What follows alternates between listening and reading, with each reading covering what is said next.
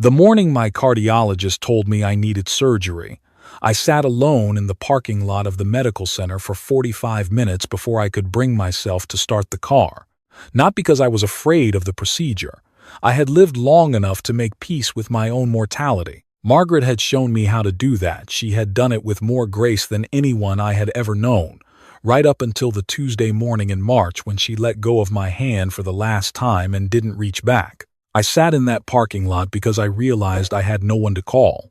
That thought settled over me the way cold settles into an old house in winter slowly, through every crack, until the chill is everywhere and you can't remember what warmth felt like. I was 64 years old. I had spent 38 of those years building a life with the woman I loved, raising a son in the house we bought on Clover Hill Road, planting the oak tree in the backyard that was now taller than the chimney. And I was sitting in a hospital parking lot in Columbus, Ohio, with my phone in my hand and no number I wanted to dial.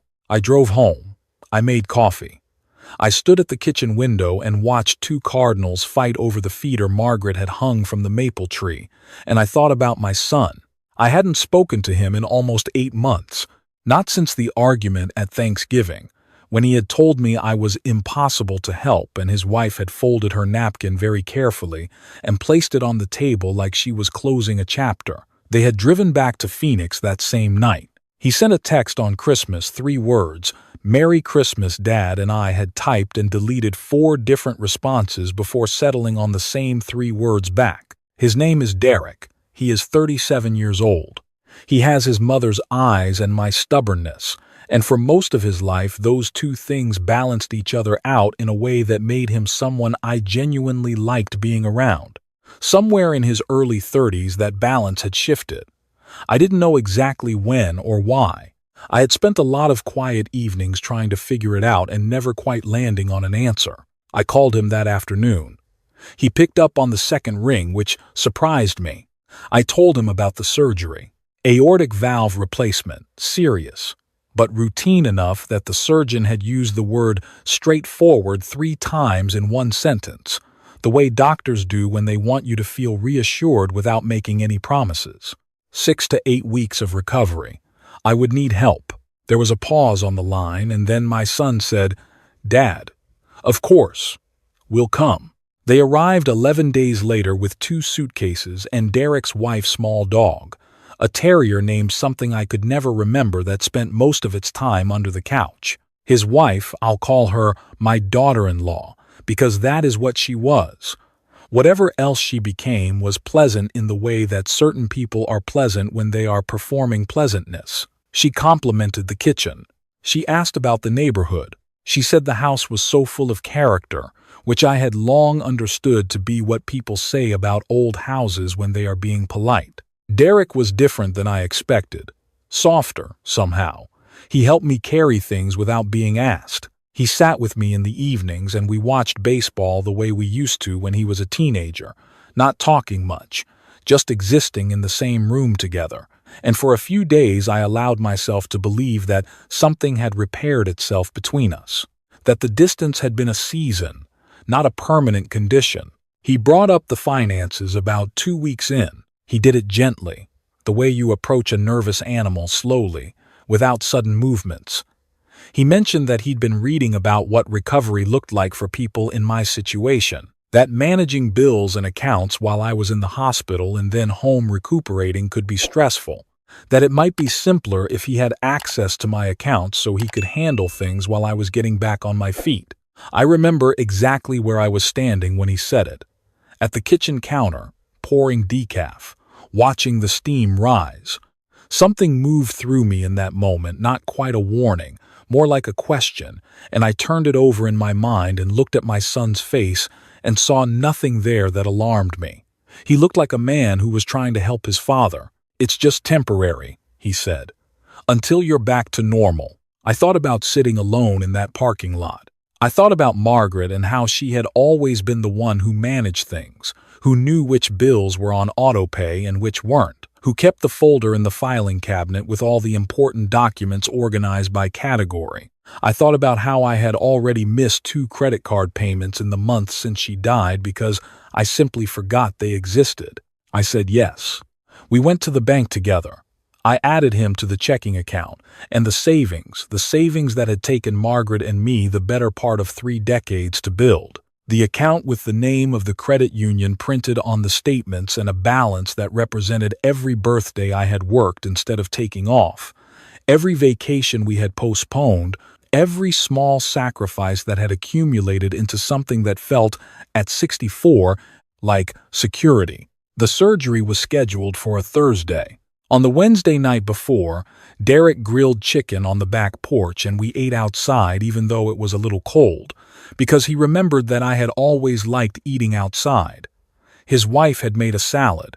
We had a glass of wine, just one, because of my medications, and Derek told a story about a road trip he and his college roommate had taken to New Mexico, a story I had never heard before, and I laughed at the part where they got a flat tire in the desert with no cell service and had to flag down a woman driving a cattle truck. I went to bed that night thinking that I had been wrong about my son. That grief does strange things to families, and we had both gotten lost in it for a while, and now we were finding our way back to each other. I lay in the dark and listened to the house settle and felt, for the first time in a long time, something close to peace. I woke up at 5 in the morning and came downstairs to make coffee before they took me to the hospital. The house was quiet. Too quiet. The kind of quiet that has a texture to it, a particular quality of emptiness that you recognize before you fully understand it. Both suitcases were gone from the hallway. The terrier's travel crate that had lived next to the coat rack was gone. I walked to the room they had been using and opened the door and found the bed made, not slept in made, but deliberately made, the way you make a hotel bed when you're checking out. There was no note on the pillow. There was no note anywhere. I stood in the doorway for a long moment. Then I walked to my desk and logged into my bank account on the computer. The checking account had $43 in it. The savings account had been closed. I want to be honest about what that moment felt like, because I think people sometimes sanitize these things when they tell them later, and the sanitized version doesn't capture what it actually does to a person. It felt like the floor had become water. It felt like every solid thing I had believed about my life, about my son, about family, about the meaning of the last 3 decades had been reclassified as something I had simply imagined. I sat down in the desk chair and I didn't move for a very long time. The surgery was in 4 hours. I called my neighbor, Frank, who is 71 and a retired electrician and the kind of man who shows up without making it a production. I told him I needed a ride to the hospital and that I would explain later. He was at my door in 20 minutes with a thermos of coffee and the good sense not to ask questions until I was ready to answer them. In the car, I told him what had happened. He didn't say much. He just drove. At one point, he put his hand briefly on my shoulder, and that was the right thing to do. The surgery lasted 6 hours. I was told afterward that it had gone well. I lay in the recovery room with tubes in my arms and a tight bandage across my chest, and I stared at the ceiling tiles and thought about my son cleaning out my accounts while I was under general anesthesia, while my heart was stopped and a machine was doing its work for me. I thought about him sitting at that dinner table the night before, telling that story about New Mexico. I thought about how well he had performed it. My daughter-in-law, I would learn later, had been the architect. This was not an excuse for him. He was an adult man who made his own choices, but it was part of the picture. She had a history I hadn't known about, a previous marriage that had ended badly and involved money she wasn't entitled to. She was strategic in a way my son had never been, and I think she had looked at me and seen a balance sheet. I think my son had gone along with it the way weak people go along with things. Not out of malice exactly, but out of a failure of character that amounts to the same thing in the end. Frank took me home from the hospital 8 days later. His wife, Connie, had stocked my refrigerator. There was a casserole on the second shelf with heating instructions written on a card in her handwriting. I sat down at the kitchen table and looked at that casserole through the refrigerator door for a long moment, and I thought about how kindness comes from the strangest places when you need it most. I called a lawyer the next morning. Her name is Patricia, and she had been recommended by a woman at my church who said, simply, She's the one you want when someone has done something wrong to you. Patricia was in her early 50s, direct without being unkind, and she sat across from me in her office and listened to the whole story without interrupting. When I finished, she asked me 4 very specific questions, wrote down the answers, and then said, "There are several things we can do here." We did most of them. What Derek and his wife had done constituted elder financial abuse under Ohio law, which carries real legal weight. They had also, Patricia discovered, forged my signature on a document attempting to transfer the title of my car. That was a separate crime. She contacted the Columbus Police Department Financial Crimes Unit and also sent a formal legal notice to Derek. He called me 3 days later. The first call I had gotten from him since he had emptied my accounts and driven away in the dark while his father slept upstairs the night before surgery. He said he could explain. He said things had gotten complicated. He said his wife had put him in an impossible position, and I noticed that he used her as the explanation the way people use weather as something that happened to them, beyond their control, not something they chose. I listened to everything he said. I let him finish. Then I told him that I had retained a lawyer, that the police had opened an investigation, and that anything further he wanted to say to me should go through Patricia's office. I told him I hoped he would take what was happening seriously and make better decisions going forward. He started to cry. I had heard my son cry exactly 4 times in his adult life, at his grandfather's funeral, at his wedding, when the Buckeyes lost in overtime in 2016, and now on a Tuesday afternoon in July, while I stood in my kitchen recovering from open-heart surgery. I felt the sound of it move through me. I won't pretend I didn't, but I had spent 64 years learning the difference between feeling something and being controlled by it. "I hope you get help," I said. "I mean that sincerely." And then I ended the call. The legal process took several months. Through it, some of my savings were recovered, not all, but enough. More importantly, the process forced accountability in a way that simply being hurt does not. There is something clarifying about the law. It has no interest in excuses. It simply asks what happened and what the evidence shows, and it proceeds from there. In the meantime, I recovered, not just from the surgery, though that was its own long project, the breathing exercises, the cardiac rehab twice a week, the slow daily walks that started at the end of the driveway and gradually, over weeks, extended to the end of the block, then around the block, then further. I recovered in other ways too, quieter ways. Frank and Connie had me over for dinner most Thursday nights. Frank's brother visited from Cincinnati in September, and the 3 of us watched a football game together and argued about the offensive line and ate too many chips. And it was the most ordinary pleasant evening I'd had in longer than I could accurately remember.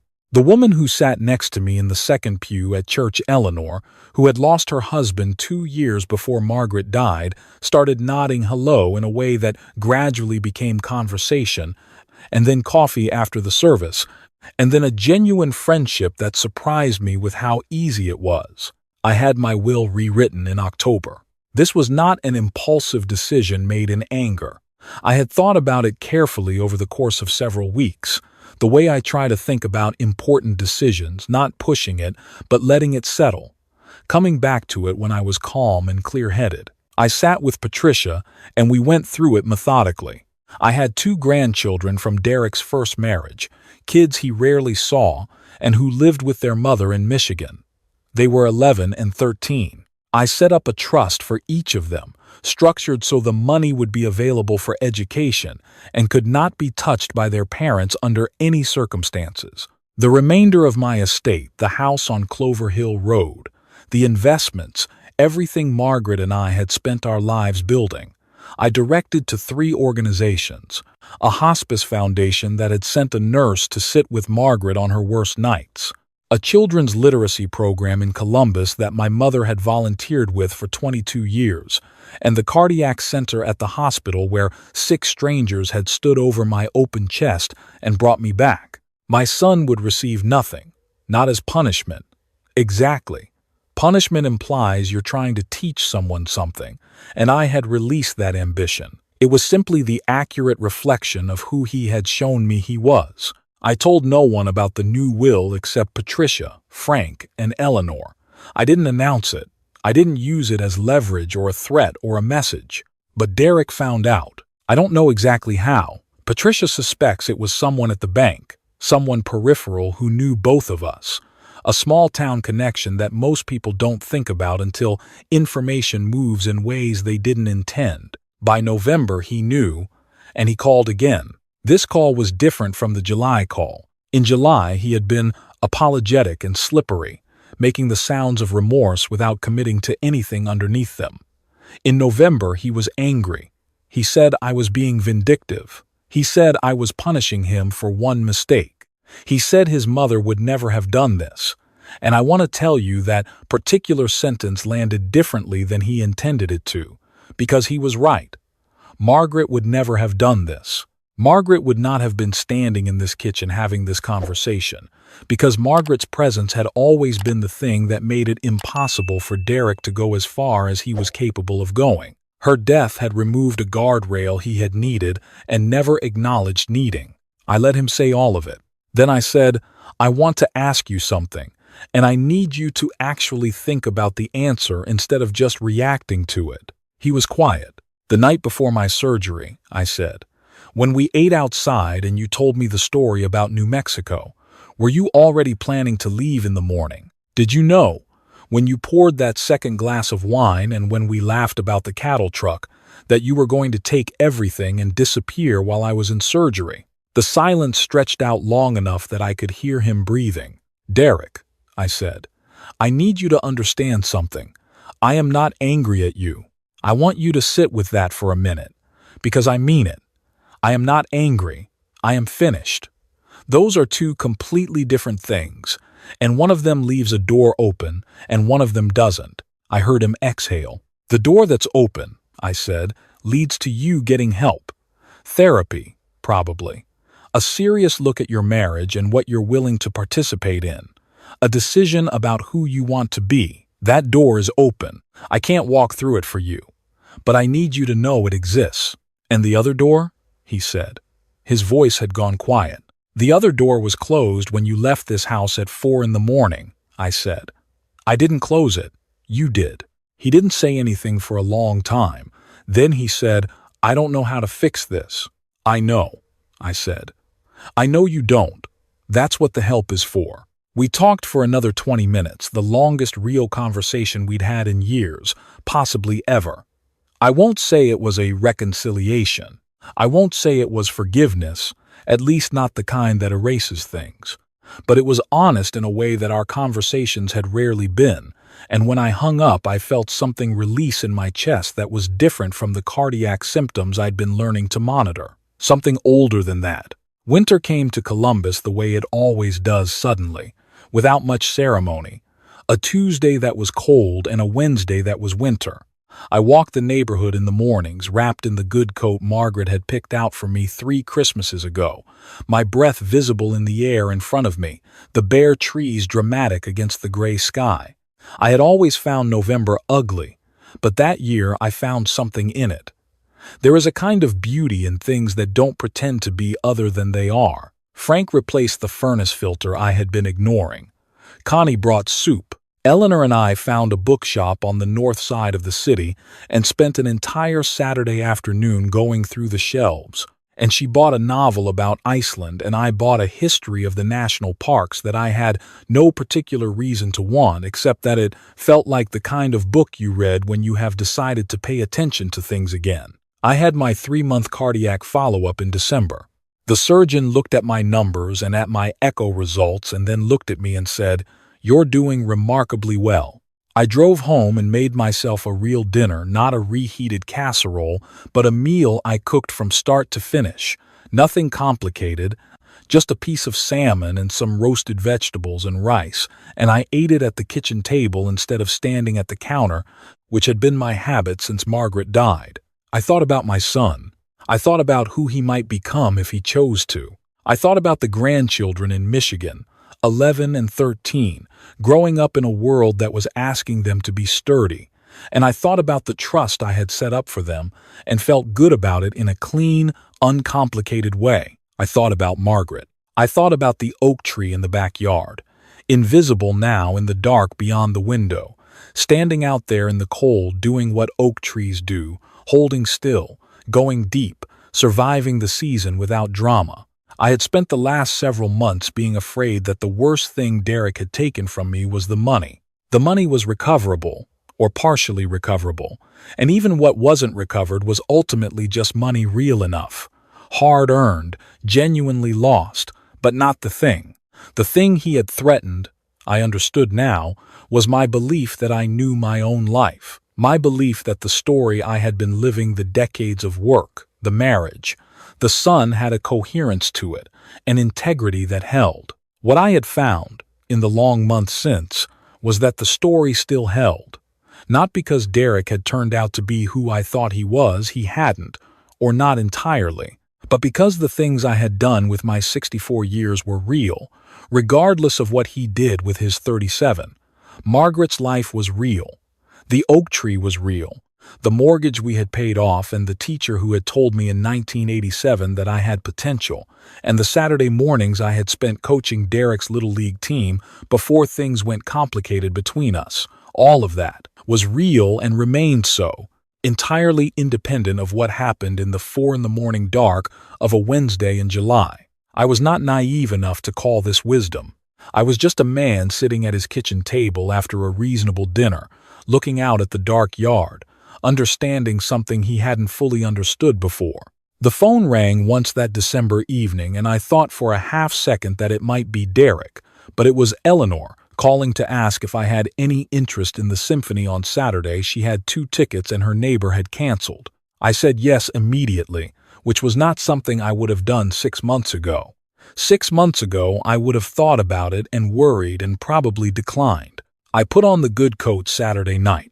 I sat next to Eleanor in a concert hall full of people, and I listened to an orchestra play Dvorak, and at the part where the cello comes in, low and steady underneath everything else, I felt something move through my chest that I hadn't felt in a long time. Not happiness, exactly. Closer to the feeling of a house warming up after the furnace comes back on, gradual and real and spreading into all the cold corners. I had changed my will. I had called a lawyer. I had stood in a kitchen and spoken the most honest sentences I had managed in years to my son through a phone, and I would never know what he did with them. I had let Frank drive me to the hospital. I had eaten Connie's casserole. I had bought a book about the national parks for no good reason. I had, without quite planning to, rebuilt something. Not the same structure, the same foundation, the same 64 years, the same Margaret, the same oak tree, but a different architecture above it. Quieter, sturdier, less dependent on things outside itself. On the drive home from the symphony, Eleanor said that the cellos in the third movement had made her think of snow. I said I understood exactly what she meant, which was true. We drove through the neighborhood in the dark, and the Christmas lights on the houses reflected off the windows, and when she said good night in the driveway, she said, "Same time next month?" And I said yes. I went inside. I turned on the lamp in the living room, the one Margaret had found at an estate sale in 2009 and carried to the car herself because she was afraid I'd drop it. The light it made was warm and particular to itself. I had not noticed for a long time how good that light was. I was not alone. I had not been alone for a while. I had just been too buried in the wrong things to see what was standing right around me. I sat in the chair by the window and opened the book about the national parks and read for an hour before bed, and outside the oak tree stood in the December dark, deep-rooted and unhurried, doing exactly what it had always done.